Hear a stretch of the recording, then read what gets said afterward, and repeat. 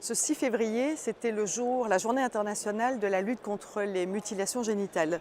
Cette journée pour nous rappeler qu'aujourd'hui, dans le monde, 6 000 jeunes filles par jour sont victimes de ces mutilations génitales. 200 millions de femmes sont aujourd'hui victimes de ces mutilations génitales dans le monde. Et dans le monde, ce n'est pas uniquement dans des continents particuliers comme l'Afrique, mais c'est en Europe, en Asie. Aujourd'hui, des filles sont encore et toujours victimes de ces mutilations.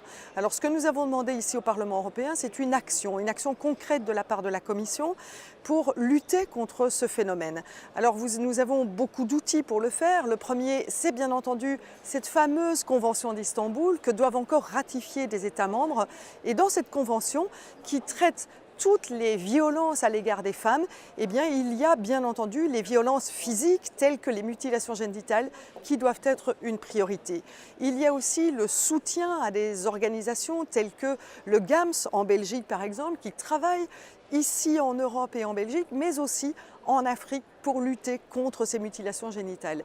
Et il y a aussi, bien entendu, la politique internationale, c'est-à-dire que quand nous sommes en rapport et en partenariat avec un pays dans lequel on pratique ces mutilations génitales, eh bien, il faut exiger l'arrêt ou en tout cas des programmes d'action nationaux pour lutter contre ces mutilations génitales. C'est ce que nous avons demandé ici au Parlement européen par une grande majorité à l'initiative du groupe socialiste et démocrate.